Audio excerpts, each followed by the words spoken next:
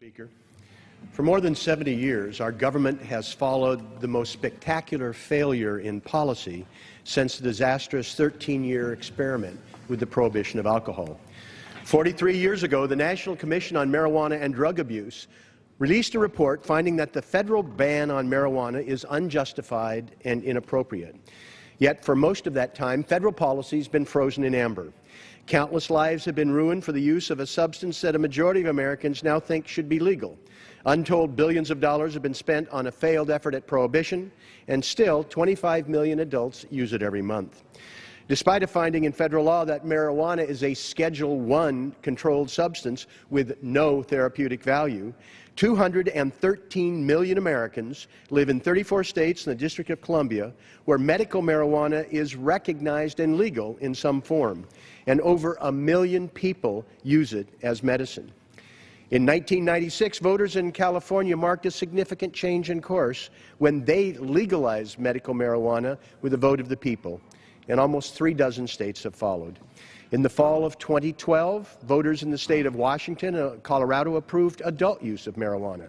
And it should be noted the sky didn't fall, big cracks didn't appear in the earth, and problems with marijuana didn't get worse. In some instances, they became more manageable.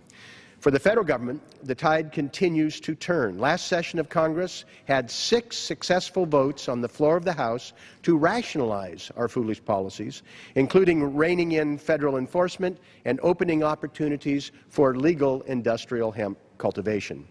Last fall, voters in my state of Oregon, looking at the evidence and experience, like in Colorado, approved adult use by an even larger margin than previous state. The marijuana reform train has left the station. It's time for the federal government to redouble its efforts at developing policies that work.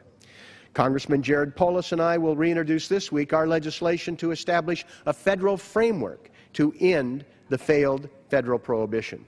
It will pave the way for states to chart their own course, to legalize, tax, and regulate marijuana according to what individual states want to do, just like they do with alcohol. We will save tens of billions of dollars in failed enforcement, incarceration, and lost revenues. We will choke off a profit center for drug cartels that have been enriched by our failed policies.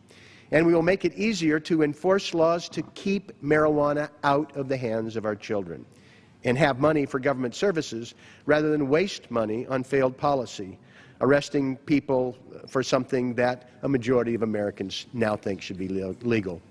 For those of us who've worked in this field for years, it's an exciting time. My legislation will deal with the taxation of marijuana, and we look forward to refining it to be able to have the tax at a proper level to support government services, but also reasonable enough to choke off black market supply. It's time for us to enter a new era of marijuana policy for research, protecting our children, for economic development, and individual liberties.